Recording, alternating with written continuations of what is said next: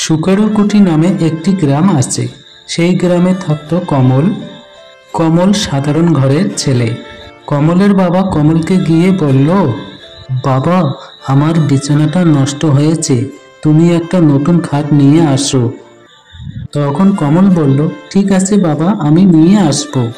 তখন কমল বাজারে গেল খাট কিনতে। দোকানে গিয়ে কমল বলল, দাদা, আমাকে একটা খাট দেখান তো, আমার কাছে এই কটা টাকা আছে।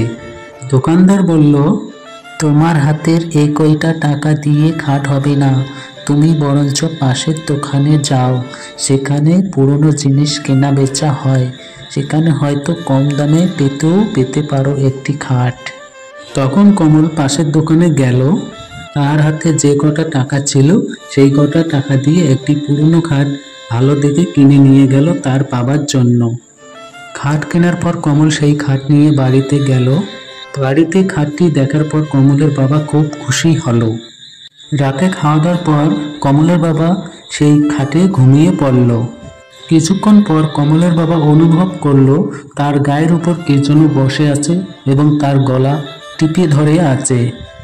পরদিন সকালে কমলের বাবা পুরো ঘটনা কমলকে বললে কমল খুব হাসে এবং সে বলে, কি যে বলো বাবা, তোমার কথা শুনে তো আমার খুব হাসি পাচ্ছে।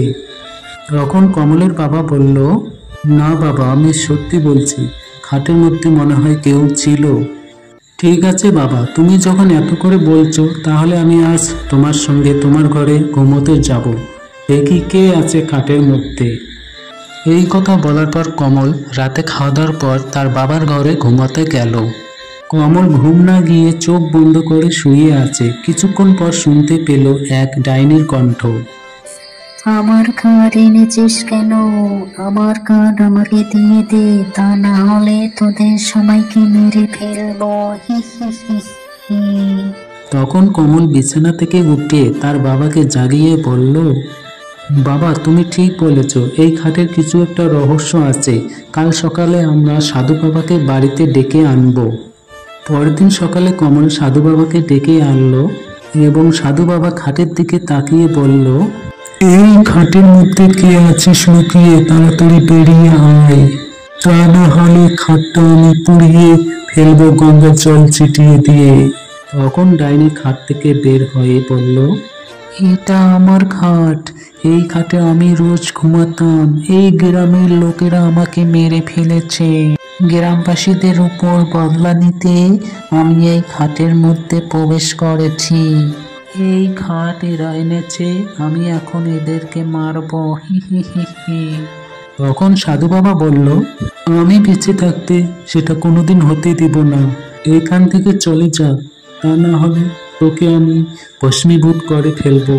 তখন ডাইনি বলল, যেতে পারি একটা শর্তে, শর্তটা হচ্ছে এই মুহূর্তে এই ভিডিওটি যারা দেখছে সবাই যদি লাইক, কমেন্ট, শেয়ার ও চ্যানেলটি সাবস্ক্রাইব করে, তাহলে আমি এই বাড়ি থেকে চলে যাব ও এই খাটটাও এদেরকে দিয়ে যাব।